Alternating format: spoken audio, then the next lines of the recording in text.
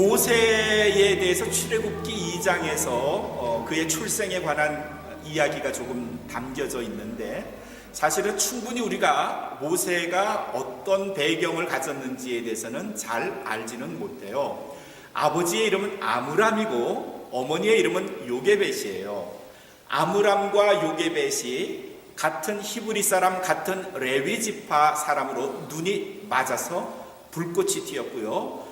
그래서 아마 요새처럼 요게벳 어머니가, 여자가 남편에게 구원하지 않았을까 싶어요.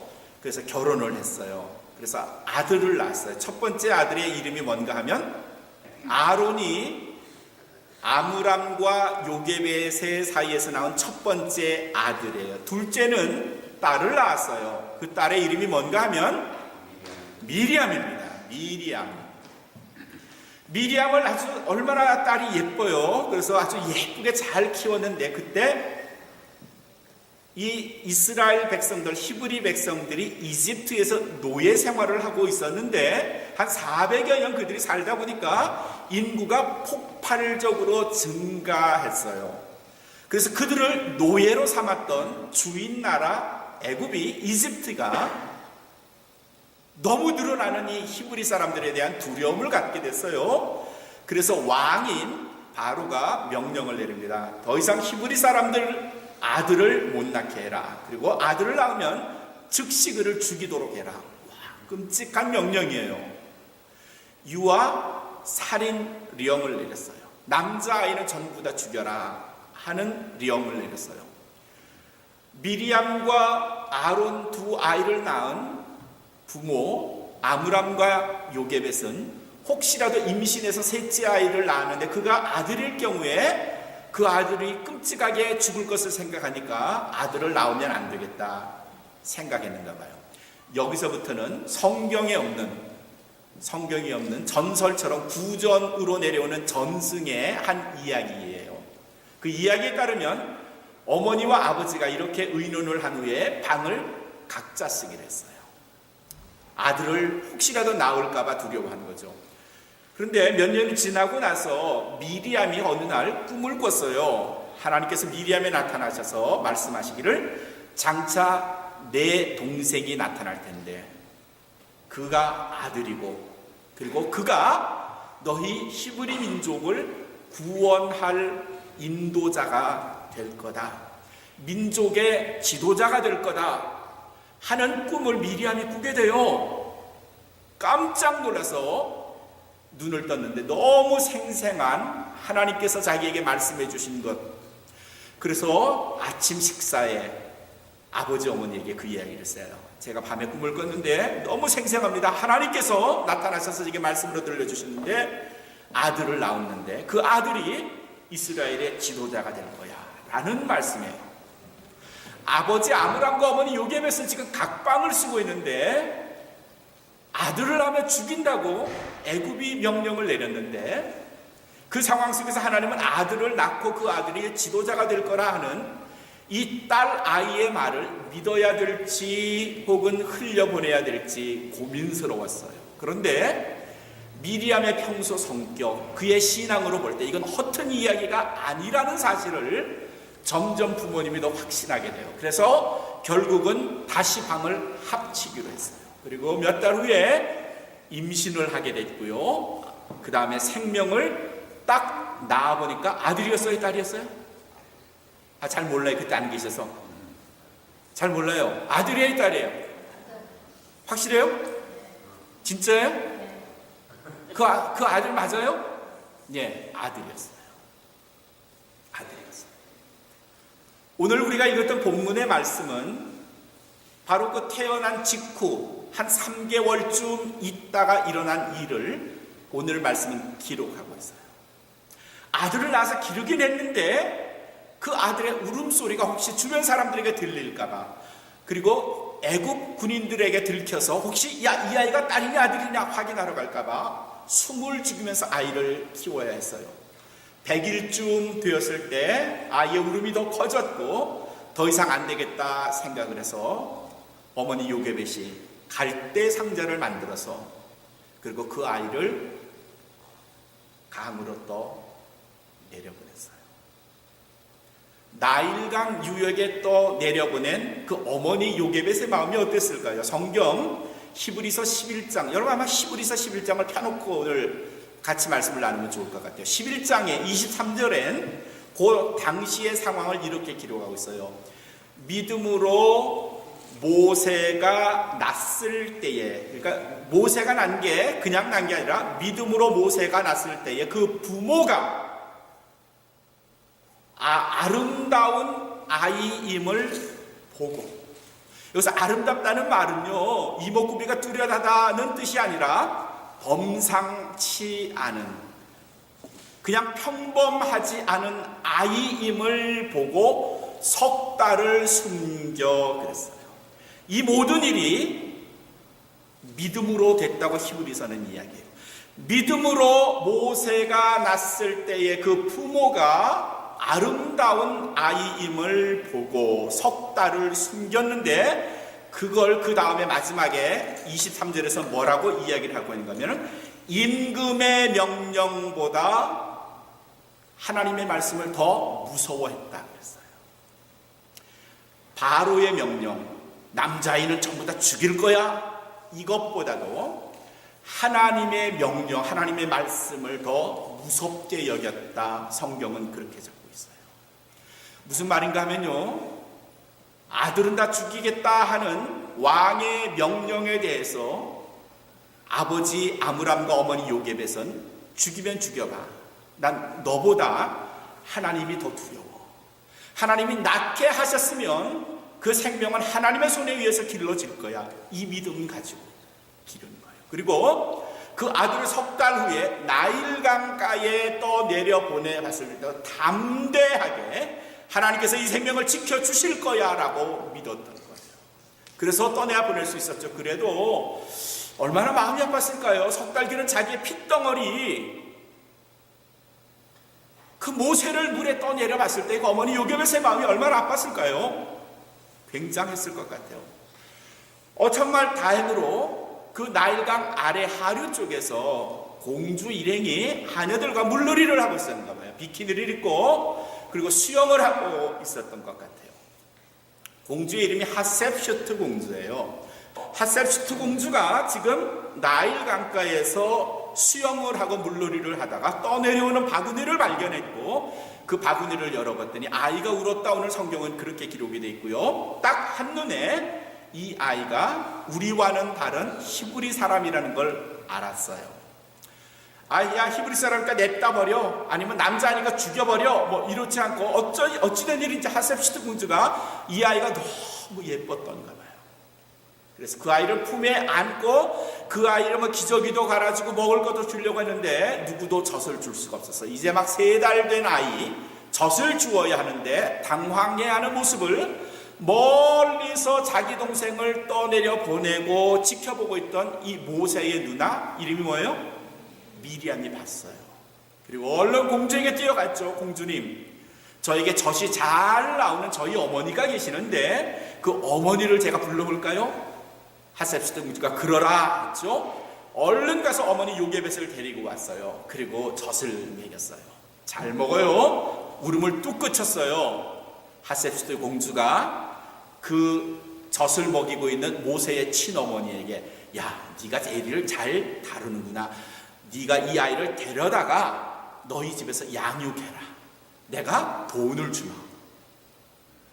야, 신나는 일이에요. 남의 자식이 아니라 자기 자식을 품에 안을 수 있고요, 젖을 먹일 수가 있고요, 게다가 자기 집에서 먹여도 되고 자기 집에서 키워도 된다고 허락까지 받았고요, 게다가 또 뭐 돈까지 준대요. 양육비까지 주겠대요. 얼마나 이 모세의 어머니가 기뻤을까요? 그래서 아이를 데려갔고요. 그날부터 아마도 애굽의 군대가 그 집을 지켰을 것 같아요. 그리고 군인들의 보호 속에서 돈까지 받아가면서 자기 아들을 먹였어요. 어떻게 키웠을까요? 어머니 요게벳이 아들 모세를 어떻게 키웠을까요? 정확하게 몇 년쯤 키웠는지 모르지만 저희가 추측컨대 한 3년에서 5년 정도를 어머니 품에서 키웠어요. 오늘 말씀에 이제 9절 10절을 보시면은 그렇게 어느 정도 큰 아이를 어머니 애굽의 공주 하셉슈트가 아이를 데려와라 그랬어요. 그래서 더 이상 어머니 자기 품에서 키우지 못하고요, 아이를 궁중에 보내게 돼요. 하셉슈트가 이제부터 모세를 키우는 거예요. 자기 9절에 10절에 자기 아들로 삼았다 그랬어요. 그리고 이름을 지어줬는데 물에서 건져낸 아이, 그래서 이름을 뭐다? 모세다. 그러니까 모세라는 말이 물에서 건져냈다 하는 뜻인데 또 다른 뜻이 있는데 아들이라는 뜻이에요. 당시 모세는 사실은 좀 흔한 이름이에요. 그 이름의 의미는 물에서 건져냈다는 뜻도 있고요, 아들, son이라는 의미도 있어요. 그때부터 모세는 하셉슈트 공주의 아들로 자라요. 그리고 40년 되던 때에 사건이 하나 벌어져서 결국 모세는 궁중을 떠나게 돼요. 떠난다는 말이 더 정확하지가 않아요. 도망하게 돼요. 그래서 광야에서 처절한 생존의 싸움을 또 다른 40년 동안 해야 됐고, 나이 80살이 돼서 그가 하나님의 부르심을 받아 이스라엘의 지도자가 돼서 다시 애굽 궁중에 나타났을 때에는 더 이상 공주의 아들 모세가 아니었어요. 자, 오늘 모세의 그의 일생의 한 3분의 2쯤을 간략하게 여러분과 나누어 봤어요. 그리고 모세 하면 아주 막연하게 생각을 하는데, 모세는요 사실은 이 땅에 살았던 그 어떤 사람들보다도 더 심각한 스트레스를 받으면서 또 고민하면서 힘든 내적 심적 갈등을 겪으며 살았던 사람이에요. 어떻게 그랬을까요? 그는 히브리 사람이지만 혈통적으로는, 신분으로는 애굽 사람이에요. 생모 요게벳에게서 태어났지만 머리가 크면서부터 그는 요게벳을 어머니라고 부르지 못하고 하셉슈트 공주를 어머니라고 불러야 됐어요. 그는 왕자의 신분이긴 했지만 자기의 같은 피를 가지고 태어난 모든 민족은 노예들이었어요. 자기가 어머니에게서 배웠던 종교 교육은 하나님이었는데 궁중에서 실제로 그가 살면서 섬겼던 신은 하나님이 아니고 애굽의 신 르신이라든지 혹은 애굽의 다른 아피스 신을 자기의 신으로 생각해야 됐어요. 모세가 어머니로부터 종교 교육을 받기는 했지만, 그래서 종교 생활이 자기에게는 몸에 배어 있기도 하겠지만 사실은 궁중에서는 궁중의 예법에 따라 살아야 됐었어요. 자기의 동료 히브리 사람들은 모세를 질시하고 어쩌면 재수 없다고 말할 수도 있겠고요, 궁중에 있는 사람들이 모세를 바라볼 때 모세는 어디서 데려온 사람, 그러나 무시할 수는 없는 사람. 무슨 말인가 하면 히브리 사람과 애굽 사람 사이에서 갈등을 겪어야 했던 사람이에요. 모세가 신앙적 교육을 받았을까요? 안 받았을까요? 네, 모세는 분명히 어머니 요게벳의 품에서 신앙적 교육을 받은 것 같아요. 네, 물론 그런 기사는 성경에 나와 있지는 않아요. 요게벳이 날마다 기도하면서 성경을 가르치면서 그 아들 모세를 키웠더라, 이런 내용은 없어요. 그런데 우리가 조금 전에 읽었던 히브리서 11장 24절 그 다음 절의 말씀을 보면 믿음으로 모세가 장성하여, 이런 말씀이 있어요. 믿음으로 모세가 장성했다는 말은 믿음으로, 신앙으로 그를 키웠다는 말이고요, 그 키운 주체는 어머니 요게벳이었을 거고요. 어떻게 키웠을까를 생각해 보면 요게벳이 어린 모세를 집에다가 데려서 자기의 품에서 젖먹이고 키웠던 3, 4년, 4, 5년 동안에는 끊임없이 밥 먹을 때 하나님께 기도해야지, 이 음식은 하나님이 금하신 음식이야, 너 그렇게 말해서는 안 돼, 그렇게 행동해서는 안 돼, 철없는 작은 아이에게 걔가 뭘 알겠습니까? 그러나 끊임없이 율법을 가르쳤고 하나님의 말씀을 가르쳤고 내가 예배해야 할 대상이 하나님이고 우리 민족이 어떻게 여기서 지금 살게 되었고 우리 민족의 조상은 아브라함이고 그가 어떻게 하나님의 인도하심을 받았는가를 계속해서 어린 모세에게 가르쳤어요. 그리고 그런 내용을 히브리서 11장 24절에서는 믿음으로 모세는 장성하여 라고 표현하고 있어요. 더 직접적인 증거가 또 있어요. 출애굽기 3장 열어보면 3장 시작되면서 모세가 나이 80이 됐을 때 그가 어느 날 양을 치러 갔다가 시내산에 호렙산에 갔죠. 하나님의 부르시는 음성을 들었어요. 깜짝 놀랐죠. 무서웠을 거예요. 3장 6절에 그때 상황을 뭐라고 표현하는가 하면 모세가 하나님 배옵기를 두려워하여 얼굴을 가렸다고 했어요. 3장 6절 끝에 하나님께서 그를 부르시는 음성을 듣고 하나님 어디 계세요? 이게 아니라 하나님이 자기를 부르시자 갑자기 하나님 뵙기를 두려워하여 얼굴을 가렸다 그랬어요. 그 무슨 말인가 하면요, 어릴 때부터 하나님에 대해서 모세가 교육을 받은 거예요. 어머니 요게벳이 모세야, 우리 하나님은 얼마나 두려우시고 얼마나 경외로우신 분이고 그의 영광이 얼마나 강한지 그의 모습을 본 사람들은 다 그 자리에서 죽었단다. 하나님의 모습을 보면 그 경외감 때문에 사람이 죽는다는 소리를 어릴 때 어머니 요게벳으로부터 들은 거예요. 그리고 들었던 그 기억 때문에 나는 너의 하나님이다 라고 말씀하신 것에 대해서 모세는 갑자기 하나님? 그의 모습을 보면 죽는다고 어머님이 어릴 때 내게 가르쳐 주셨는데 그 하나님을 배웁지 말아야지 라고 생각을 해서 하나님 배우기를 두려워하여 얼굴을 가렸다. 그렇게 말해요. 지금 제가 무슨 얘기를 하는가 하면요, 모세는 어릴 때부터 어머니 요게벳에게 하나님에 대한 교육, 신앙의 교육을 받고 자라는 거예요. 모세가 궁중에 갔을 때에도 제 추측은요, 요게벳이 궁중을 드나들었을 것 같아요. 모세의 유모라는 이름으로 계속해서 모세에 찾아가서 궁중에서 모세를 들어보면서 유모라는 이름으로 불렸지만 모세에게 모세야, 넌 히브리 사람이야. 넌 이스라엘 민족이란다. 넌 아브라함의 후예야. 넌 하나님을 섬겨야 돼. 그분만을 영화롭게 해야 돼. 잊으면 안 된다. 이렇게 가르쳤던 거예요. 그리고 이런 어머니 요게벳의 신앙적 훈련이 빛을 발한 것이 히브리서 11장 26절에 등장해요.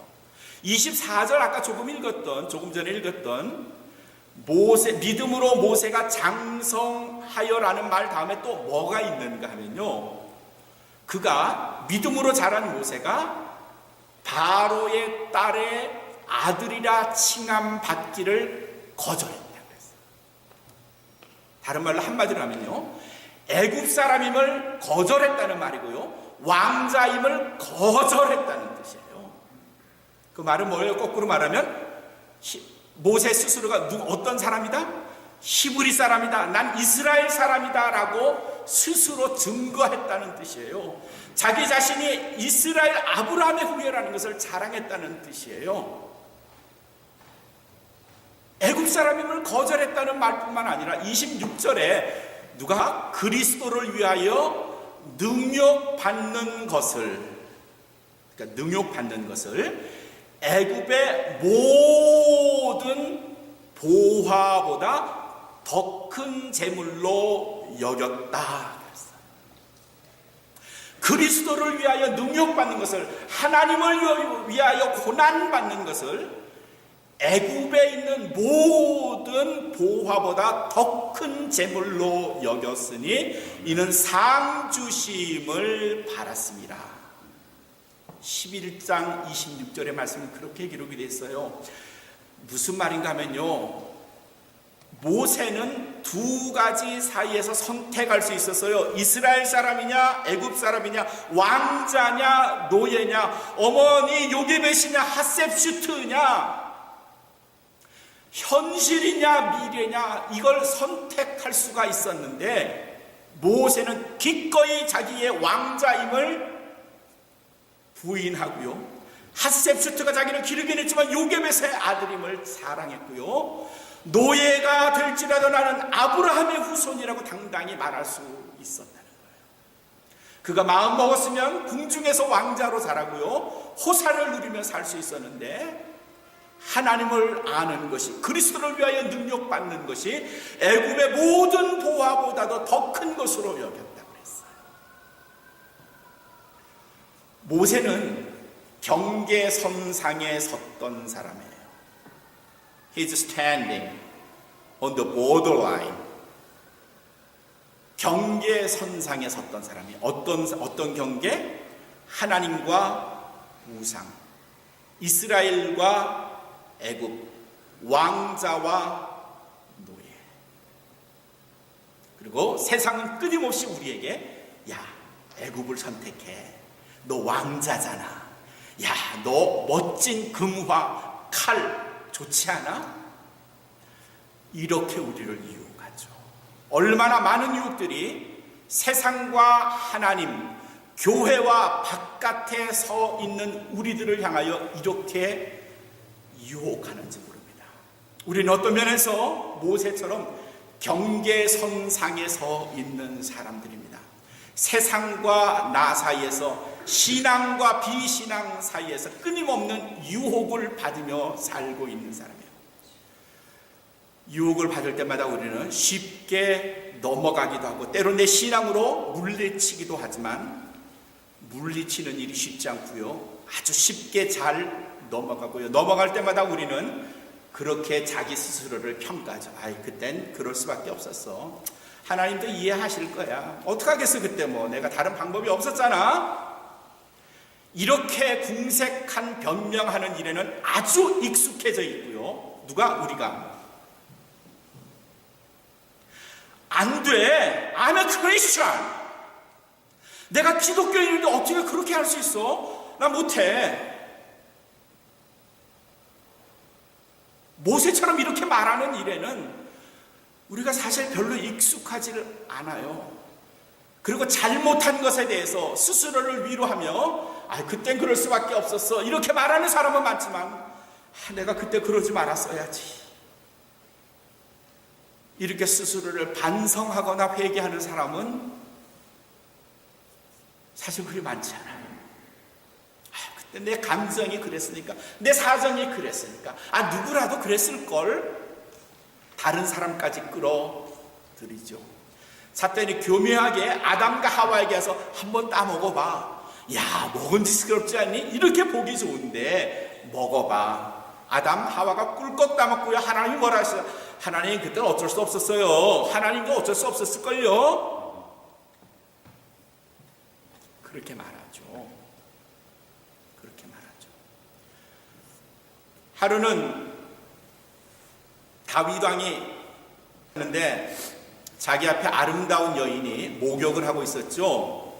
그걸 보고 음욕을 품었고요. 결국 자기 것으로 만들었고 그 남편 우리야까지 죽였어요. 여러분 잘 알아요. 다윗에게 나타나셨어요. 야, 다윗아 너 왜 그랬니? 하나님, 아니 아무도 없잖아요. 게다가 제 눈앞에 아름다운 여인이 딱 나타났잖아요. 게다가 벗었어요. 아유, 누구라도 다 그렇지요. 뭐 저만 그런가요? 어쩔 수 없었어요. 요랬어 봐요. 요랬어 봐요. 근데 우리는 그런 변명 참 잘해요. 아유, 그땐 그럴 수밖에 없었어요, 하나님. 아나니아와 삽비라가 자기 전 재산을 하나님 앞에 드리겠다고 약속을 했어요. 그리고 집도 팔고 땅도 팔고요. 현금을 딱 모아가지고 야, 우리 교회로 가자. 베드로 앞에 갖다 내. 이거 헌금하자. 그랬더니 여자가 여보 잠깐 생각해봐. 또 우리 노후에 살아야 될 것 같고 그래도 조그만 집이라도 하나 있으니까 자동차도 하나 있어야 되잖아. 그러려면 여기서 좀 떼지. 조금 떼면 어떻겠어. 그래서 아내와 남편이 의기투합해서 돈을 좀 떼어냈어요. 아나니와 삽비라가 떼어낸 남은 돈을 가지고 베드로 앞에 가져왔어요. 베드로가 야단쳤어요. 야, 이게 다니? 다죠. 그리고 두 사람 다 죽었어요. 하나님께서 그 사람들을 죽이셨어요. 나중에 그랬겠죠. 아나니아와 삽비라가 야, 너 그때 왜 돈을 뗐니?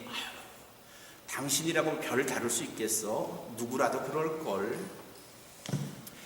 이런 변명이요, 저와 여러분 우리 사이엔 아주 익숙해져 있어요. 아주 익숙해. 자기를 정당화시키는 이런 변명들에 대해서 아주 익숙해졌어요. 신앙적으로 그렇게 해서는 안 되잖아. 아유, 그때는 어쩔 수 없었어. 너라도 그랬을 거야. 에게 가끔씩 넌 크리스찬들과 모이면요, 야, 한잔해. 아이, 나 교회 나가는데. 야, 교회 나가는 사람 중에 술 안 하는 사람이 누가 있니? 한잔해. 괜찮아. 한 잔인데 뭐, 한 잔이잖아. 그래, 아유, 그냥 한 잔만 해볼까? 딱 한 잔 마셨어요? 거기서 끝나요? 거기서 끝나요? 우리 최 집사님은 거기서 끝나요. 다른 사람들은 거기서 안 끝날걸요? 야, 크리스찬인데, 야, 뭐 크리스찬이면 대수야? 너 한번 넘어가 볼래? 그리고 사탄이 그의 마음속에 넘어서 계속 강요하죠. 한 잔에 두 잔 되고요. 나중에는 정도를 넘어가죠. 벽이 허물어지는 건 순식간이고요. 유혹을 떨쳐내는 일이 우리에게 얼마나 어려운지를 몰라요. 모세가 어떤 갈등 속에서 살았습니까? 히브리인이냐, 애굽인이냐, 왕자냐, 노예냐, 보장된 미래냐, 처참한 생활이냐 해서 모세는요, 전혀 두려움 없이 히브리인으로, 노예로, 하나님의 백성으로 그리스도를 선택했다고 성경은 증언하고 있어요. 히브리인으로 태어나서 궁중에서 살았지만, 그러나 그는 하나님의 사람이었고요, 아브라함의 후손이었고요. 사랑하는 성도 여러분, 악과의 싸움이 뭘까요? 악한 영들과의 싸움이 뭘까요? 악한 영이 피를 흘리면서 드라큘라처럼 우리한테 달려들 때 뭐 그런 걸 말할까요? 아니요. 악한 영들과의 싸움은 끊임없이 세상 살면서 내게 와서 달콤한 말로, 야, 정하나, 너 요거 한번 해볼래? 너 이거 가져. 너 한 잔 마셔. 너 해도 괜찮아. 다른 사람 다 하는데 뭐 어때? 이게 악한 영들과의 싸움이에요. 그리고 우리 이 악한 영들과의 싸움에서 너무 많은 크리스천들이 번번이 패하고 말아요.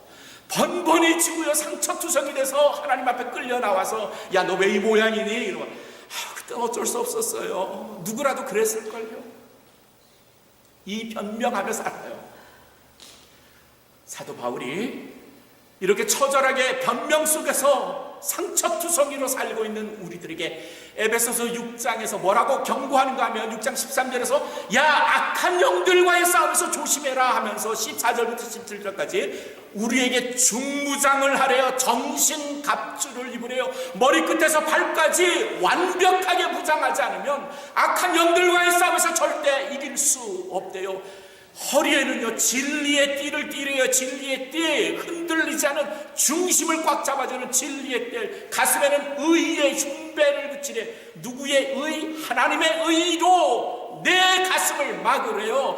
발에는요, 어떤 신발을 신는가 하면요, 평화의 신, 곧 복음의 신, 그 신을 신으로서 늘 평안을 유지하라요. 그리고 머리에는 어떤 걸 쓰는가 하면요, 구원의 투구를 쓰래요. 구원, 하늘을 향한 소망이죠. 구원받을 투구를 쓰고요, 양쪽 손 왼쪽에는 믿음의 방패를 들래요. 믿음으로 공격을 막으랍니다. 믿음으로 유혹을 떨쳐내랍니다. 그리고 오른손에는 뭘 드는가 하면요, 성령의 검이에요. 성령의 검, 말씀의 검, 하나님 말씀의 검으로 오는 유혹을 과감하게 내리치라는 거예요. 이렇게 살아야 악한 영들과의 싸움에서 이기는데, 진리의 띠도 없고 의의 흉배 대신 자기 의만 살아있고요, 구원의 투구는 내팽겨치고 신발은 안 신고 벗은 채로요, 믿음의 방패는 있는 둥 마는 둥 성령의 검 천만에. 그러니 악한 영이 유혹하면요, 속수무책으로 무너지고 말아요.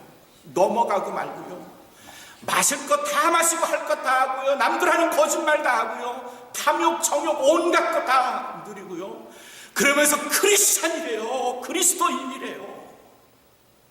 교회에서 봉사도 많이 하고요, 성경 줄줄 외우고요, 직분도 높고요. 어쩔 겁니까? 어쩔 겁니까? 모세가 어떤 사람이라고요? 그는 자기 현실과 과거에서의 이 심각한 상황 속에서 끝까지 어머니 요게벳이 가르친 신앙을 지켜 나갔던 사람, 그 모세였어요. 사랑하는 성도 여러분, 우리 변명하지 맙시다. 변명 그만두시고요.